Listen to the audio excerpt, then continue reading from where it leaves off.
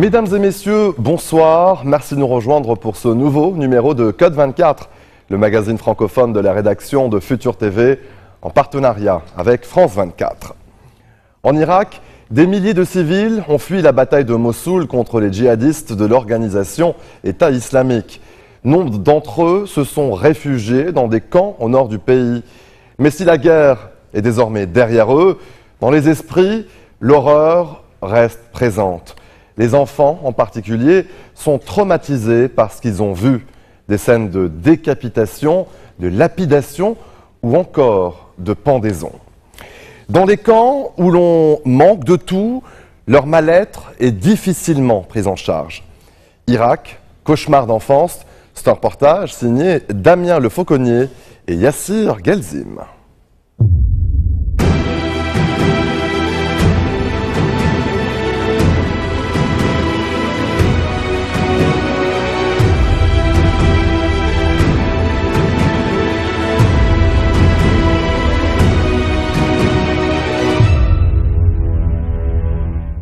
Début d'après-midi dans le camp Hassan Shan, à 50 km des affrontements. Ces déplacés attendent la distribution d'une maigre aide apportée par des ONG.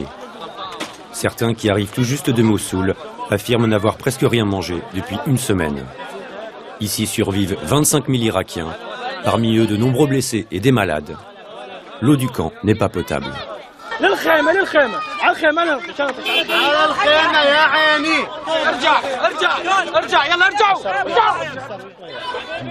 Les camions humanitaires sont quasi vides.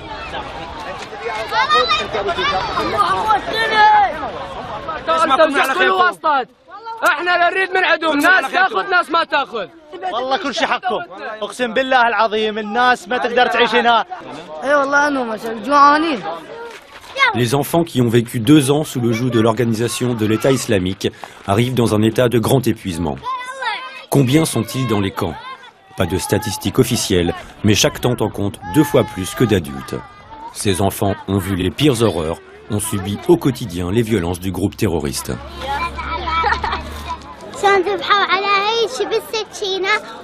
وواحد كان ولد شفنا 2 واحد قاصينه بالمقاصيج مطلعين مخه والاخر مقاصينه بالهايه. Le père de ces enfants a été enlevé dans leur maison par les miliciens de Daesh. Les terroristes ont ensuite affirmé qu'ils l'avaient tué puis enterré.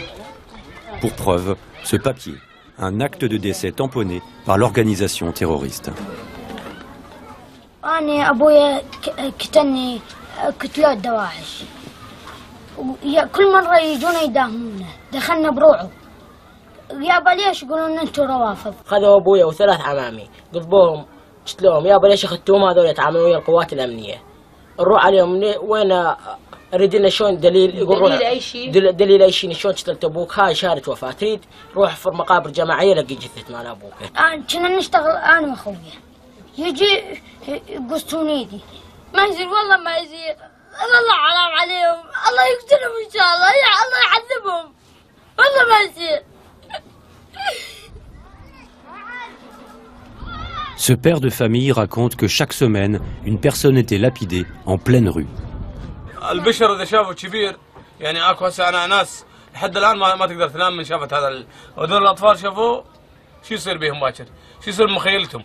أنا يوما أشوفه أظل أحلم بيه بالليل، هذول شلون عندنا الأطفال؟ حلمت واحد يجي بالليل ويقتلني.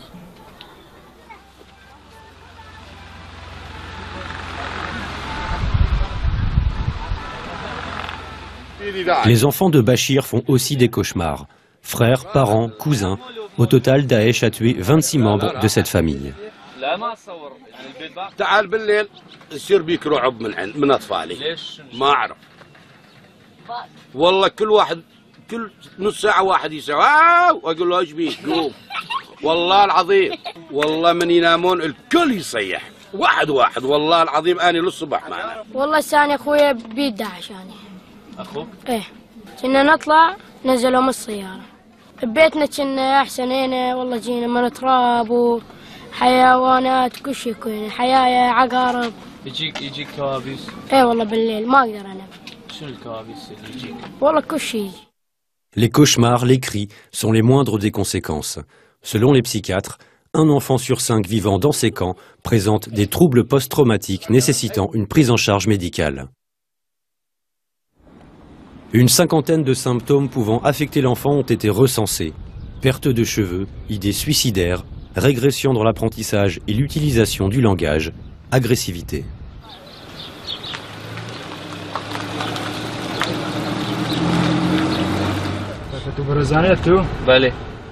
Au camp de Baerka, à quelques kilomètres d'Erbil, une antenne d'aide psychologique a été mise en place.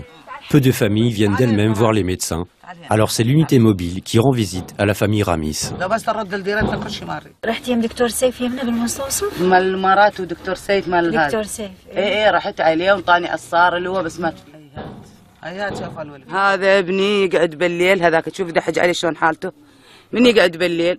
يعني هو نايم يقعد يصرخ بابه ويركض بالديان يعني البارح جيراننا كلهم قعدوا عليه قضبتهم يعني بالطريقه هذه الشارد بالديان بالليل ما يدري بنفسه قدامنا وهاي بنتي كانت قاضبه ايده ووجهها صار دم وعندها حاله نفسيه يعني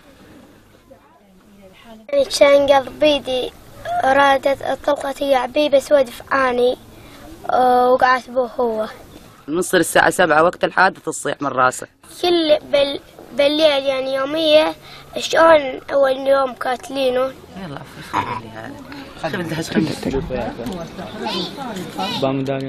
Quelques mètres plus loin, nous rencontrons la famille de Sada Ali. Sa fille a développé un symptôme post-traumatique qui perdure au fil des mois. عندي وحده صار عندها صرع يعني من وراء الحالات هذه من وراء الانفجارات وهاي انفجارات صار قريب علينا. عندي هاي كبيره وتقاريرها موجوده عندي. هاي تغمى عليها موجود تقارير مالها موجود عندي وقاعد اراجعها على الدكتور بربيل. La fillette s'évanouit durant plusieurs minutes, puis se réveille. أول ما وقعت وجيت من المدرسة قبل بس بدلته جيت أشغل التلفزيون وقعت يعني ما حسيت وقمت وشفته أنا حالي يعني بالدكتور. بلا بس قبل ما أوقع ما أشعر بشيء بس يوم اللي أقوم أوقع بعدين أقوم يقوم راسي يواجعني ويدوخ وجسمي كله هيك يعني ما أحس.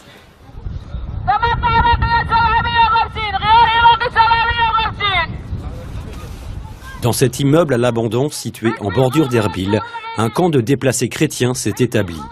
Le lieu a été baptisé Amal, ce qui signifie espoir. 160 familles réparties sur 5 étages.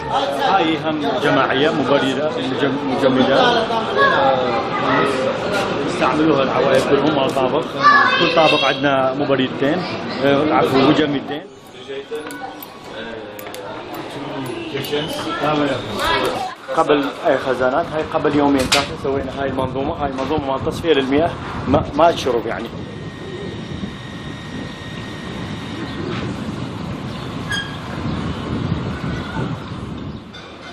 Tout a été financé par des œuvres caritatives.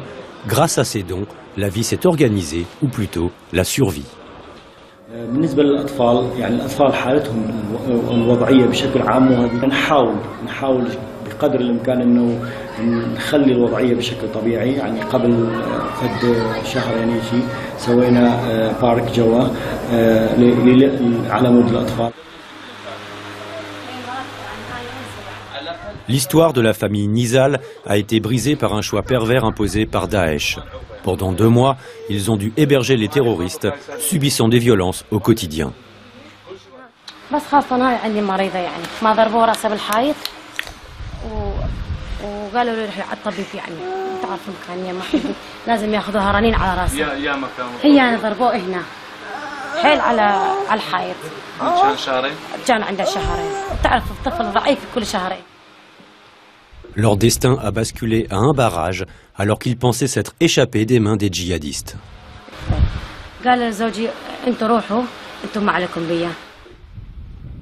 Depuis, la famille est sans nouvelles. Le fils cadet ne s'en remet pas.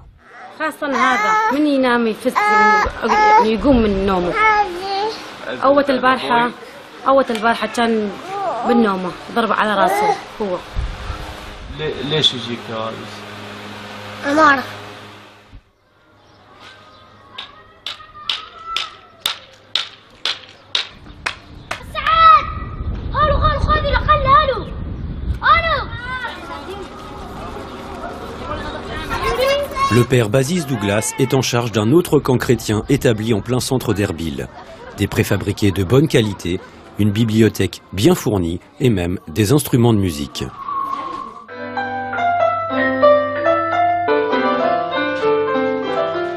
Malgré ce relatif confort, les sourires des enfants cachent des blessures.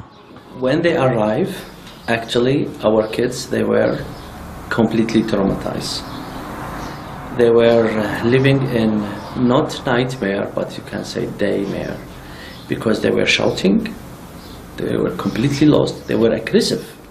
I remember a priest with me offered to them, one time he bought to them, I don't know, dozens of toys, and when he offered the toys to them, even within 5 minutes, they destroyed all the toys. Youssef est l'un de ses enfants. Depuis sa fuite face aux djihadistes, il prend peur à chaque fois qu'il voit de la fumée. Son comportement inquiète sa mère. دائما يصير عصبي، دائما يضرب أخته من عصبيته، ومرات يعني حتى يغلط عليه بس أنا أهديه يعني ما أريد أضربه، لأنه أعرف ظرفه شلون. ليش أنت معصب دائما في يوسف؟ ما تقبل أختي تسوي كلام أم. بعد خالك يوسف محتاج الدكتور يعني يشوفه ويهديه كل يوم دو. يا ريت تعرف ليش؟ لأنه أنا ما أريد أحكي قدامه بس هسه يكتم علي.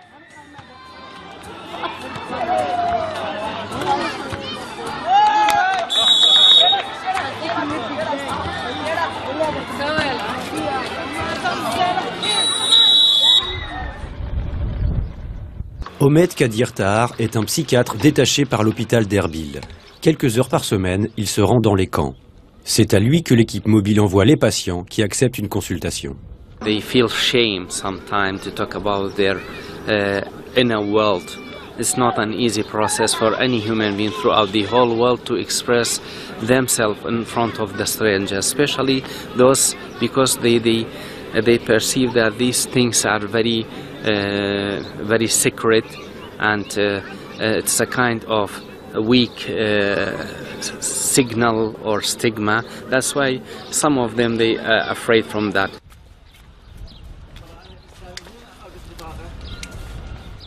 Le pédopsychiatre reçoit une famille, un papa et ses 2 jeunes enfants très timides.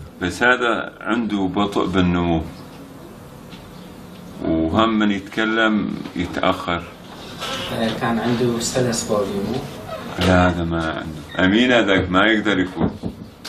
هذاك ما يقدر يفوت على المستشفى. يسمون الطيارة مثلا. هم يخافون. يخافون. إيه. هذا غير بعد ما يقوم. يجي علقة وش اسمه يقول انطيني بطانية. تخاف. إيه. كان عندهم خوف دكتور يعني مو طبيعي. It's very important to raise awareness of the family member, how they perceive such kind of disturbed behavior of the child, and not to punish them. They should accept that this is a response to such kind of the traumatic, scary signs.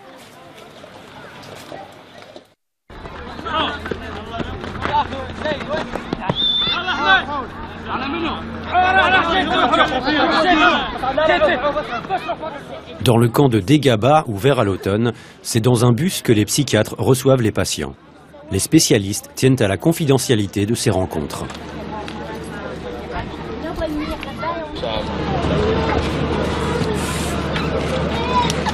معك الدكتور اهو. حكيتوا معها؟ هذا دكتور. لا مش قادر.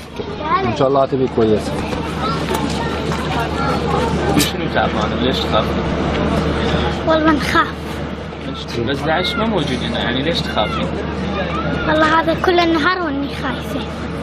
يعني ليش تخافين؟ انت تعرفين انه داعش ما موجود، ما موجود. ها؟ Ali et son copain sont là pour la même raison. راح تشوفون دكتور؟ ليش؟ وراي داعش. علي داعش ما موجود هنا. داعش ما موجود.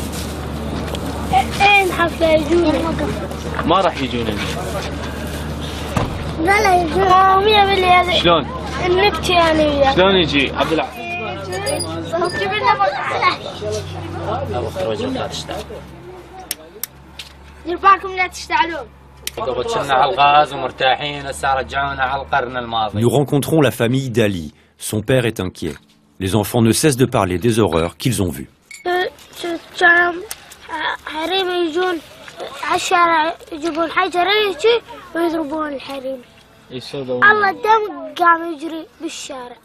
Cette famille est arrivée voici quelques semaines.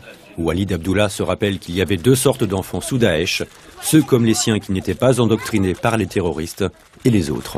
والله شوفهم يعني موجودين بهاي النقط مالهم يعني بالشوارع اطفال صغار يعني اكو شايل سلاح اطول منه ياخذونهم يعلمونهم على القتل وعلى التفجير ومودهم الاطفال يعني يخلون فرد شيء بدماغهم داخل راسهم. L'expression lavage de cerveau revient en permanence. Comme tant d'autres, ce papa cache son visage par peur de représailles sur ses proches, encore sous l'emprise des terroristes. تعودوا على هذا الشيء صار عندهم شيء طبيعي يقتل رجل قدامهم طبيعي ترجم امرأة طبيعية يقول لك على الشارع فحتى الأطفال تعلموا هذا الشيء طبيعي عادي. أطفالهم يعني حتى ما يختلطون ويا الولاد يعني مثلا كلهم مثلا يحجون شايل لك الموبايل والأناشيد وما عرفيتش ويحكي لك بالذبح ما يحجون بالدراسة أبدي كله بالذبح. الأطفال يعلموهم على الدراسة يقولون لازم تدخلون مدرسة هي يسموها دورة شرعية يدخلون بها على المدرسة يسوي شنو يعلموا على الدبابة يعلموا على السلاح يعلموا على الطلقات طلقة زائد طلقة يسوي طلقتين دبابة زائد دبابة يسوي دبابتين هيجي فإذا ما يخلوه يدرس إذا ما يخلوه يروح يجون يعتقلون يا أبوه يا أمه.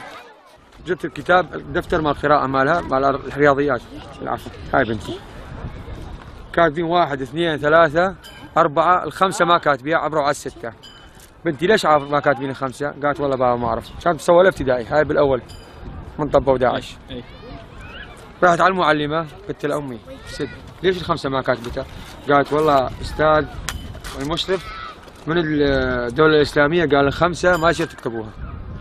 بنتي هاي بالصف الأول شنو ما تعلم شنو ال5 شنو ال4 شنو هذه أرقام رياضيات. Dans ce camp, l'école a repris depuis 3 jours. Les enfants sont intenables. Ils mettront 1 heure à rentrer en classe. Quelques centaines d'élèves du camp ont ainsi pu reprendre une scolarité.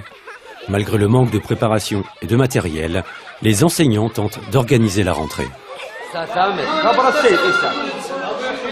استاذ عبد الله تعالوا بعد ما بيها مجال اريد نفوت الصفوف جوا وانا جبت على الصفوف يريدون هيك 5 دقائق بس كل واحد بصفه صفاره بس انت نفوت لنا صف جوا استاذ بكر.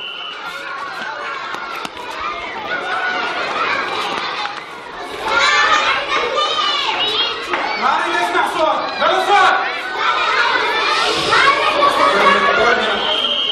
بالنسبة للصف سادس انتم تدرون يعني ظروف الكتب شلون ظروف التربية احنا المتوفر عندنا متوفر هذا الكتاب استلمناه كامل اللغة العربية فقط بقية الصفوف وبقية الدروس راح نوزعها للمعلم فقط المعلم يجي يلقى المحاضرة وورا ما يلقى المحاضرة انت تعتمدن على الفصل تكتبه. L'école a besoin de livres, de cahiers, de crayons. Faute de place, certains restent debout. 3 cours sont au programme, arabe, mathématiques et anglais. Selon le proviseur, la question de l'apprentissage et des résultats scolaires ne se posera pas avant plusieurs semaines. Les enfants sont encore trop énervés.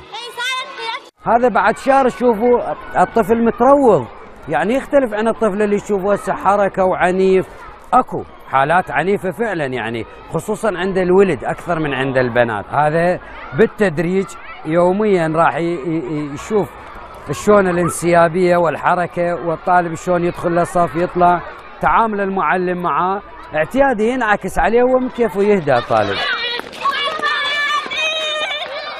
Tiffaine est psychologue. Aujourd'hui, elle ne reçoit pas de patients en consultation. Elle a préféré attraper un ballon. Tiffaine est venue en Irak former des spécialistes. Elle place le jeu en tête des soins. Courir, sauter, crier, se défouler.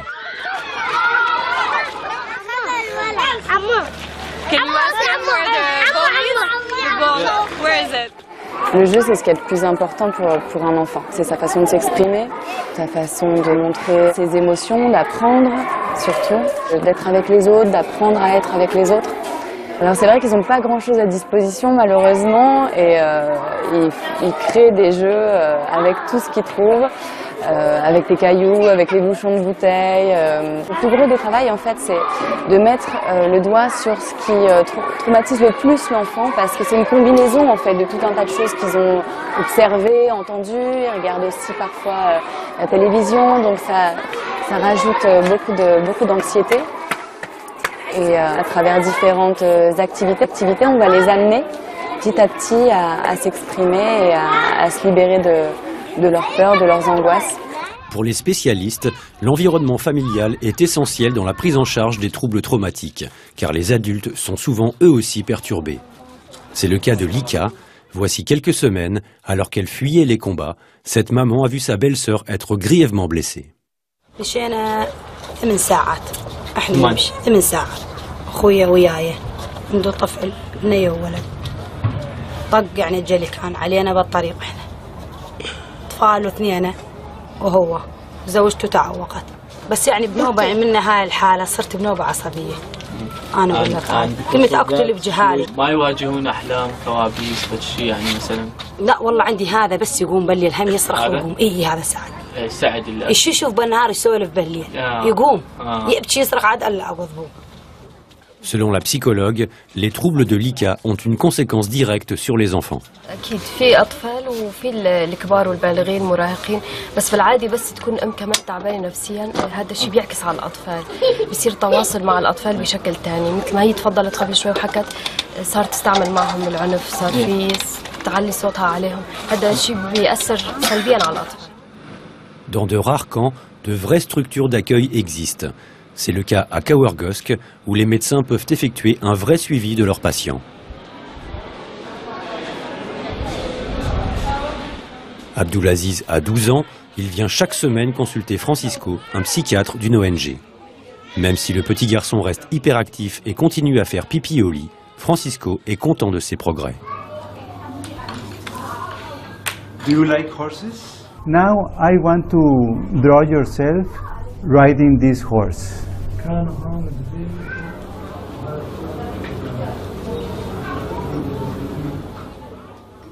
This wild horse representing the angry. What makes you angry?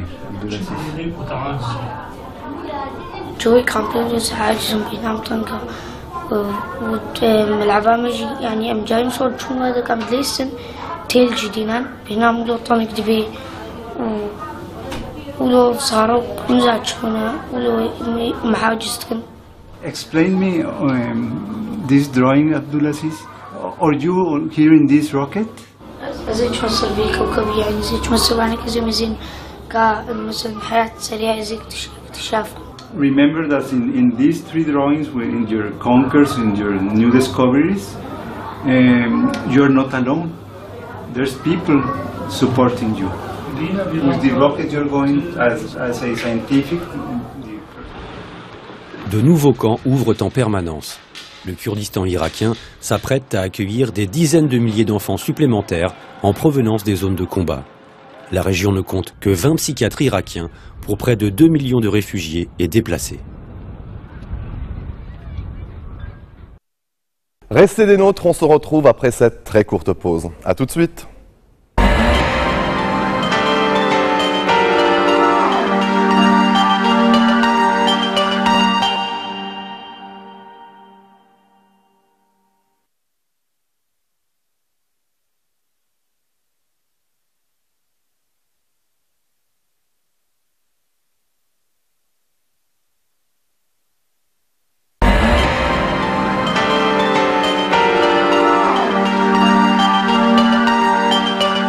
Tout a commencé avec une simple idée, donner une carte d'identité à chaque Indien. En 2008, New Delhi annonçait le lancement du projet Aadhaar. Le mot signifie droit en hindi. Un programme qui promettait que sous un délai de 10 ans, tous les Indiens posséderaient un numéro d'identité relié à des données biométriques individuelles, empreintes digitales et scans rétiniens. Un travail confié en partie à une entreprise française.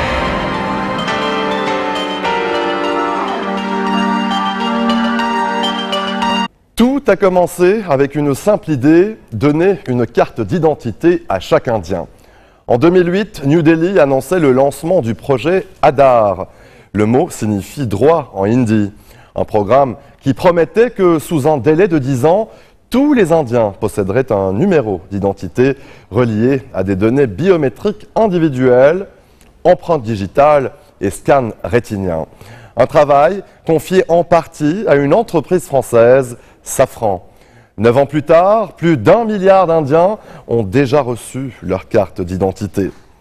Eh bien, aujourd'hui, le gouvernement est passé à la deuxième phase du projet, étendre ce numéro d'identité à tous les services publics, mais aussi aux transactions commerciales. Bientôt, plus aucun Indien ne pourra échapper à ce gigantesque fichier biométrique.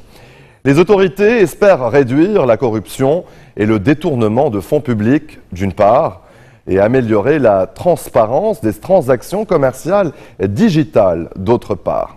Mais certains activistes s'inquiètent et dénoncent un système de surveillance de masse. Notre enquête à New Delhi, Mandakini Gallo, Surabhi Tandon, Suel Khan et Constantin Simon. Old Delhi, 1 million d'habitants. Ce commerçant affirme les avoir quasiment tous rencontrés. Vendeur de poulet la journée, le soir il travaille pour le gouvernement et participe au plus grand programme d'identification biométrique au monde. Comment t'appelles-tu? Mohamed Rayes. Lancé il y a près de 10 ans, Aadhaar est une gigantesque base de données. Un numéro d'identification pour chaque Indien, l'iris et les empreintes digitales. D'ici la fin de l'année, 1,3 milliard de personnes auront été fichées. Ok, maintenant mets tes doigts de la main droite. Dans un pays où beaucoup d'habitants n'avaient pas de document d'identité, c'est un saut dans la modernité. J'ai besoin d'inscrire ma fille de 3 ans à l'école. Et ils m'ont dit que ça serait pas possible sans la carte Aadhaar du père. Depuis 1 an, le gouvernement a rendu obligatoire la possession d'une carte Aadhaar pour bénéficier des aides alimentaires, ouvrir un compte bancaire ou une connexion téléphonique. Elle devrait même être bientôt utilisée dans la plupart des transactions commerciales. Mohamed Touchif pense que ce fichier biométrique pourrait même éradiquer un autre problème. La criminalité va baisser aussi grâce à ça. Si quelqu'un commet un crime et laisse derrière lui une empreinte digitale, s'il est dans la base de données Aadhaar, il sera facilement attrapé. Mais la révolution Aadhaar a aussi ses détracteurs. L'une des activistes les plus réputées du pays, Aruna Roy, mène la fronde de ceux qu'on appelle maintenant les anti-Aadhaar. Qu'en pensez-vous? Comme vous l'avez dit, le problème, c'est si Aadhaar devient un programme de surveillance de masse. Un nouveau Big Brother, en fait. Big Brother ne vous regarde plus dans une pièce à travers un téléviseur. Maintenant, il vous contrôle par le système biométrique. Grâce à toutes ces données, il connaît chaque chose que vous faites, où vous allez, les tickets que vous achetez, le gaz pour la cuisine, lorsque vous vous rendez à la banque, lorsque vous effectuez une transaction. Vos appels sont tous surveillés. Alors, qu'est-ce qui reste? C'est une invasion complète de la vie privée. La plus haute cour du pays a interdit 6 fois au gouvernement de rendre obligatoire les cartes Aadhaar pour bénéficier des aides sociales. L'affaire est maintenant renvoyée vers un tribunal constitutionnel qui se prononcera sur la question de la vie privée. Autre préoccupation, le gouvernement indien a embauché des entreprises étrangères pour collecter ces données sensibles, comme Safran, que les anti-Aadhaar accusent de proximité avec les services de défense et de renseignement du gouvernement français. Le directeur de Safran en Inde rejette ces accusations. Safran est présent en Inde depuis longtemps. Alors oui, nous appartenons à une entreprise étrangère, mais nous sommes tous indiens. Safran est en charge d'un trésor, des informations sensibles concernant des millions d'Indiens. En cas de fuite, elle pourrait servir des intérêts stratégiques et commerciaux. Mieux connaître par exemple les goûts des consommateurs indiens. Donc tout d'abord, nous ne gardons pas les données. Elles sont en possession et sous le contrôle du gouvernement. Et à titre personnel, j'ai une question qui me vient à l'esprit. Est-ce que vous ne pensez pas que Google ou Facebook ou d'autres réseaux sociaux en savent déjà beaucoup sur nous? Intrusion dans la vie privée, le programme est également critiqué pour de multiples échecs dans sa mise en œuvre. Lave-toi les mains et reviens me voir ensuite. Mais je les ai frottés avec du savon. 2 mois que Mohamed se lave les mains. 2 mois qu'il ne reçoit plus d'aide du gouvernement. Ses empreintes digitales ne correspondent pas à sa fiche dans la base de données Hadar. On refuse de me donner mes rations de nourriture. Mes mains sont en mauvais état parce que je suis un ouvrier. Ils trompent les gens. Il y a tant de gens qui ne reçoivent plus aucune nourriture. Des problèmes de mise en place selon le gouvernement. Sa priorité reste la lutte contre la corruption. La digitalisation des aides publiques permises par le programme Hadar a déjà permis d'éviter le détournement de 5 milliards d'euros. Restez des nôtres, on se retrouve après ceci.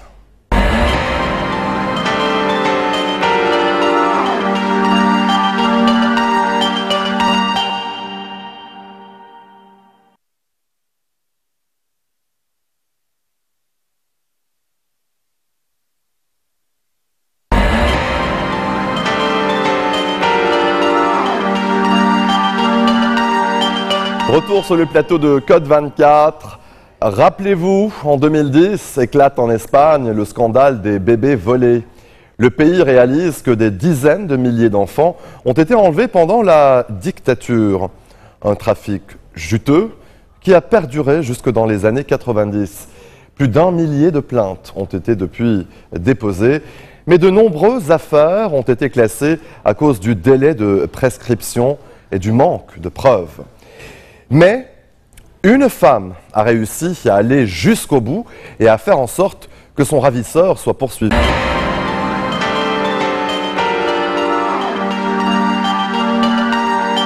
Retour sur le plateau de Code 24. Rappelez-vous, en 2010, éclate en Espagne le scandale des bébés volés. Le pays réalise que des dizaines de milliers d'enfants ont été enlevés pendant la dictature. Un trafic juteux qui a perduré jusque dans les années 90. Plus d'1 millier de plaintes ont été depuis déposées, mais de nombreuses affaires ont été classées à cause du délai de prescription et du manque de preuves. Mais une femme a réussi à aller jusqu'au bout et à faire en sorte que son ravisseur soit poursuivi par la justice. Une première dans l'histoire espagnole. Le gynécologue Eduardo Vela, 83 ans, va s'asseoir sur le banc des accusés. Il sera jugé à Madrid pour soustraction de mineurs et falsification de documents officiels. Le docteur Vela était devenu le symbole de ce crime. Ce procès vient donc relancer cette affaire qui a traumatisé la société espagnole. Nous sommes allés à la rencontre de cette femme et d'autres qui cherchent à connaître la vérité sur leur identité ou celle d'un proche. Le reportage de Valérie Labonne. Inès Madrigal est devenue malgré elle le symbole de la lutte des bébés volés. Après 4 ans d'instruction, sa plainte est la première à aboutir à un procès en Espagne.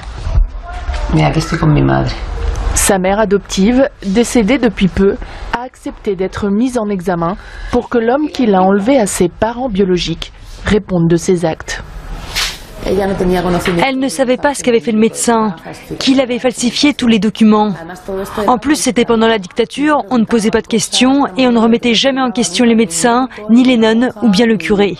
Le docteur Vela, 83 ans, est un gynécologue madrilène de renom.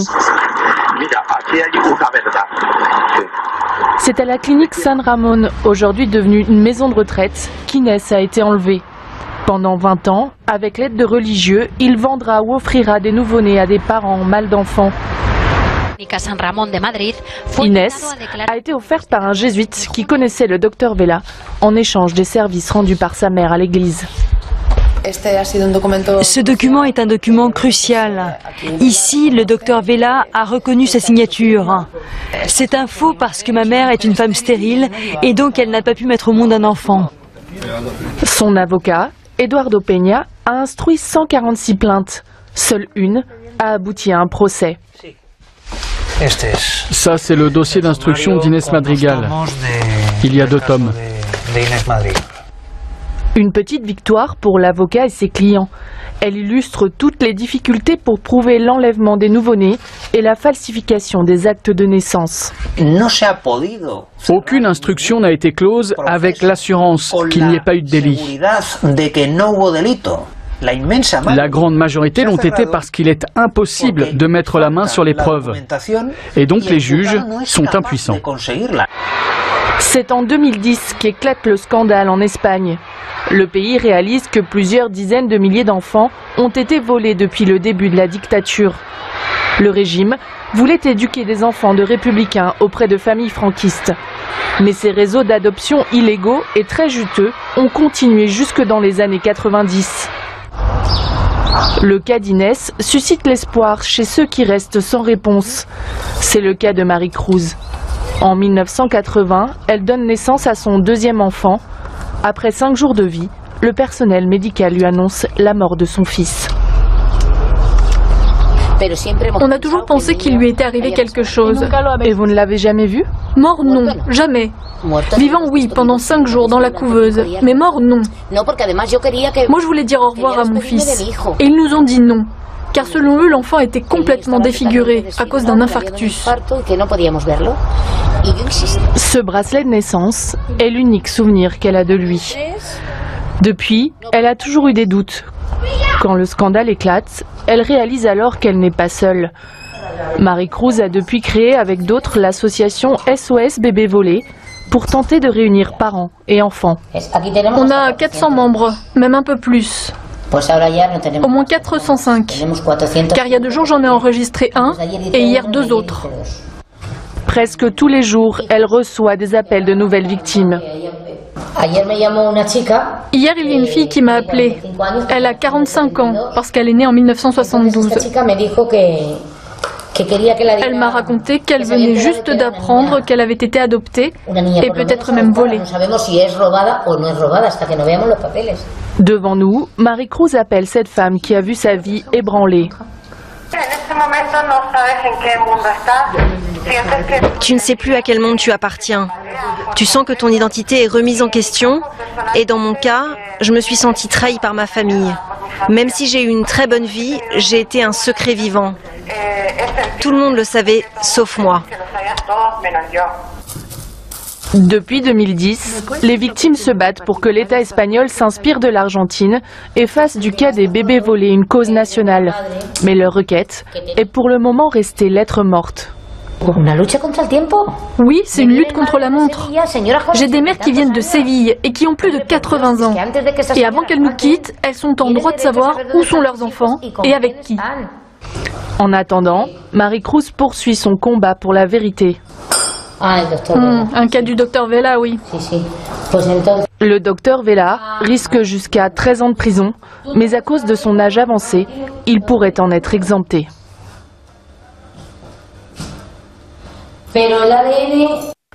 Combien y a-t-il d'immigrés en Afrique du Sud? Personne ne le sait exactement. Réfugiés politiques ou réfugiés économiques, ils sont peut-être 3, 4 ou voire 5 millions d'étrangers à venir tenter leur chance au pays de Nelson Mandela, en provenance du Congo, du Nigeria ou du Zimbabwe. Dans un contexte de fort chômage et de pauvreté croissante, ces communautés ont de plus en plus de mal à se faire accepter par les populations locales. Car depuis 2008, date à laquelle les manifestations xénophobes ont fait 42 morts, les échauffourées entre Sud-Africains et étrangers sont régulières.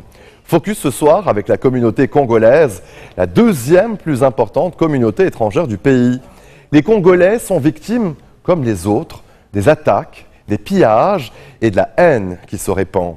Mais ils n'accusent pas seulement la population d'être hostile, ils se plaignent de l'attitude de la police sud-africaine. Reportage de Caroline Dumais et Stéphane Kerstens. Il y avait d'un côté les Sud-Africains et de l'autre les étrangers. Entre les deux, la police pour éviter les affrontements. Les dernières manifestations xénophobes en Afrique du Sud avaient des relents de guerre civile. Et ces images, les immigrés aujourd'hui se les passent en boucle.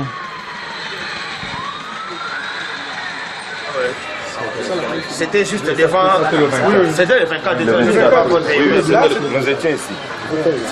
C'est ici au coin. Juste là, dans le quartier Sunnyside de Pretoria où habitent beaucoup d'immigrés. Tout est calme aujourd'hui, mais la peur persiste. On s'est senti menacé parce qu'en fait, ils réclament que nous prenons leur travail, mais ce qui n'est pas le cas. Vous voyez, nous sommes en train de prendre des petites affaires, quoi. Nous créons des petits emplois. Ça épargne des gens de se déambuler ou peut-être les sœurs de faire la prostitution. Pour avoir une entreprise comme ça, il faut être enregistré. J'ai les taxes que je paye, je suis enregistré. Ça fait 10 ans que Debs fait tourner ce petit restaurant qui est devenu le QG des Congolais du quartier. La vérité, c'est que la plupart de nos frères sont intégrés ici en Afrique du Sud. Ils n'ont plus rien dans leur pays d'origine. L'intégration, c'est l'objectif de Serge et de son association. La communauté cherche à se fédérer car elle se sent en danger. Même dans l'air taxi ici, si tu parles le Lingala ou le Swahili, on te dit this is not a country of foreigner. So we are very in danger anytime, anyway. Je m'appelle Jackson, j'ai été menacé. J'ai appelé la police. Police, police. On m'a répondu, toi t'es étranger, cours, cours. On ne peut rien faire pour toi. Ils m'ont coupé ici, frappé là, coup de couteau. Jackson a été attaqué par un groupe de 20 personnes. On lui a coupé l'oreille. Il n'y a personne pour l'aider. C'est vrai qu'on ne voit pas l'ambassade. Dans toutes ces discussions ici, les attaques xénophobiques, je ne sais même pas si l'ambassade sait qu'il y a eu même un business congolais qui a été attaqué. Ils ne le savent même pas. L'ambassade est dans son... Ils sont dans les 4 murs et ça s'arrête là. Les Congolais se sentent bien seuls et pourtant, ils seraient presque 1 million à vivre en Afrique du Sud. Ce pays moderne au style de vie américain fait figure d'Eldorado, même si les lois d'immigration se durcissent. À l'université de Johannesburg, les chercheurs prévoient des situations de plus en plus compliquées. La route n'est pas facile pour devenir résident permanent en Afrique du Sud. On connaît des gens ici qui attendent depuis des années et qui n'ont toujours pas eu de réponse. Avant, on pouvait venir en Afrique du Sud et postuler sur place pour un visa de travail. Mais ils ont changé cette loi. Maintenant, il vous faut revenir dans votre pays pour faire la demande si vous voulez changer de statut. Les lois sont strictes et les forces de l'ordre décidées à les faire appliquer. Ces femmes congolaises nous confient qu'elles n'ont même pas renouvelé leur visa de peur de se faire expulser. Leurs enfants nés en Afrique du Sud n'ont pas de titre de séjour. Avec la xénophobie, les étrangers sont dénoncés. C'est l'histoire d'Annette qui vit depuis 7 ans à Pretoria. Son mari a été arrêté dans le supermarché où il travaillait. Le couple croyait être en règle, mais ils avaient des faux papiers. Il y a quelqu'un qui connaissait un officier de Home Affairs qui a dit qu'il pouvait aider. C'est par rapport à ça qu'il a eu, qu'il a pu avoir les documents qu'il utilisait, ces documents qui suspectent. Vous saviez que c'était un faux document? Lui-même, il dit qu'il ne pouvait pas soupçonner que c'était un faux document parce que ça venait de Home Affairs. C'est ça le problème. Victime de corruption, le mari d'Annette a passé une semaine en prison. Il a été libéré, mais la famille a décidé de rentrer au Congo. Pour les étrangers, l'avenir ne présage rien de bon car le maire de Johannesburg a fait de la gestion de l'immigration sa priorité. Dans cette ville de 5 millions d'habitants, Herman Mashaba accuse les immigrés d'alourdir les services sociaux. Il demande au gouvernement de ne plus tolérer les sans-papiers. La ville de Johannesburg ne peut se permettre d'entretenir et de garder des résidents sans-papiers. Si le gouvernement prenait ses responsabilités et s'assurait que tout le monde ici était en règle, on s'occuperait facilement du problème. Les propos du maire jettent de l'huile sur le feu d'un sentiment xénophobe qui flambe régulièrement. La balle est dans le camp du gouvernement. À Pretoria, une femme garde le silence et pourtant, elle aurait toutes les raisons de crier haut et fort son désespoir. Elle a retrouvé son fils poignardé en janvier dernier. Il était toujours menacé par ses collègues qui disaient que les étrangers leur piquaient leur boulot. Les choses ont empiré quand il est devenu leur chef. Ils ont dit qu'ils trouveraient un moyen de se débarrasser de lui car il était impensable qu'un étranger vienne leur donner des ordres. Cette mère ne pourra jamais prouver que c'est la xénophobie qui a tué son fils. Mais dans ces communautés, c'est la perception qui est importante. Le sentiment de ne pas être bienvenu au pays de ses rêves. Restez des nôtres, on se retrouve après cette très courte pause. A tout de suite.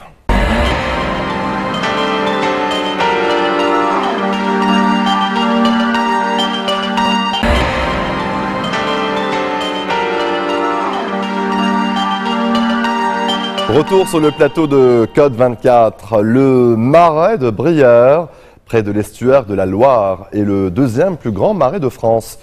Il se déploie sur 7000 hectares et dessine 140 km de canaux. D'un bout à l'autre du marais, nous partons à la rencontre de vanniers, de couteliers et de chaumiers. Reportage.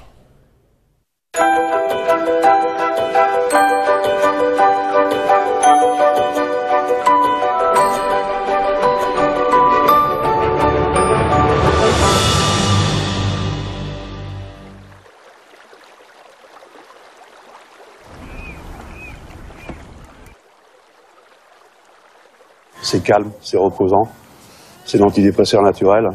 Là, on est bien. On est un peu coupé du monde. Hein. On est bien sur ce marais.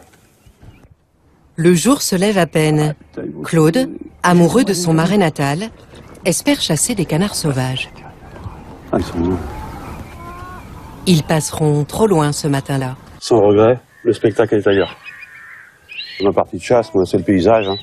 En vieillissant, c'est vrai que bon, je ne vais pas troquer le fusil contre un appareil photo, mais presque. C'est le deuxième plus grand marais de France. Celui de Brière, immense, se déploie sur 7000 hectares et dessine 140 km de canaux au milieu des roseaux dormants. Le silence et la nature à la portée de tous ses habitants. Salut Claude, ça s'est bien passé? 8 mois de l'année, quand il ne chasse pas, Claude Broussard est guide pour les visiteurs. Au beau jour, ils embarquent sur les canaux. La flotte, on a eu assez comme ça ces jours-ci. Par contre, le niveau d'eau, il a monté là. On va rentrer dans le maquis là.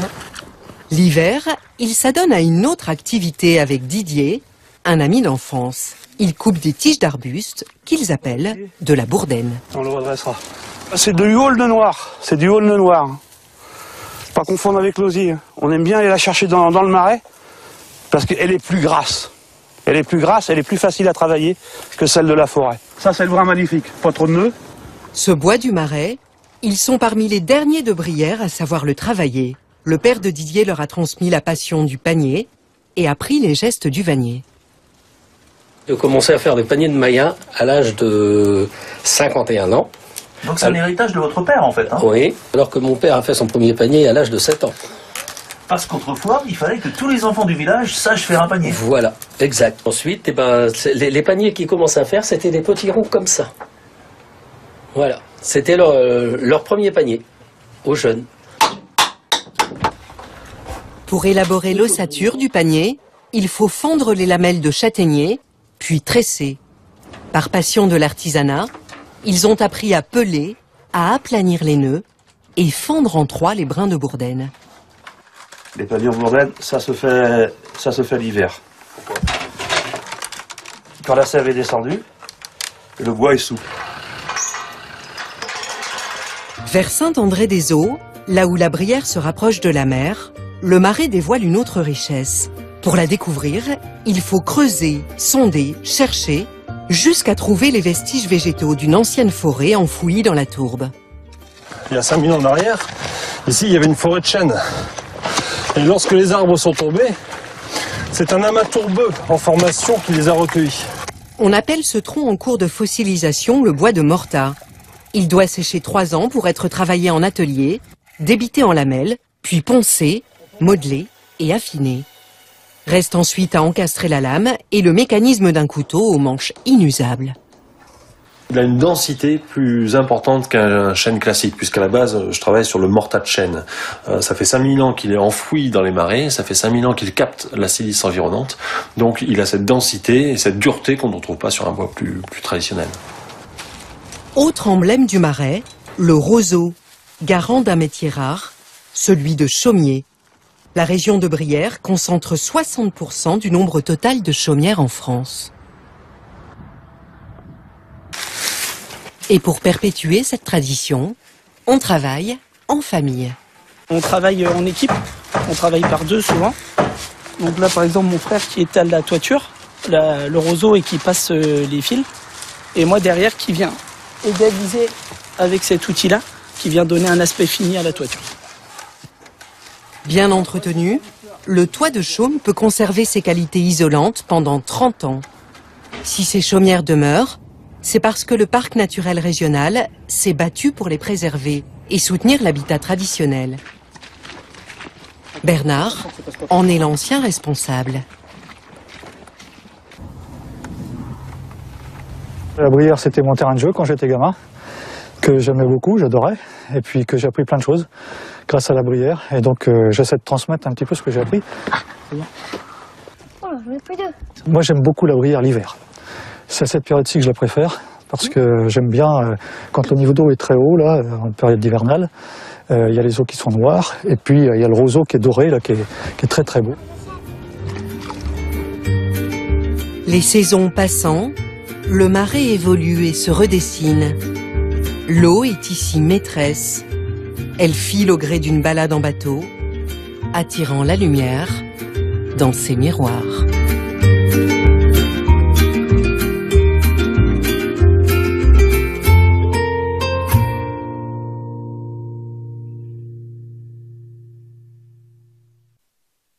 Code 24, c'est déjà fini pour cette semaine. Nous vous donnons rendez-vous la semaine prochaine pour une nouvelle fenêtre sur l'actualité internationale.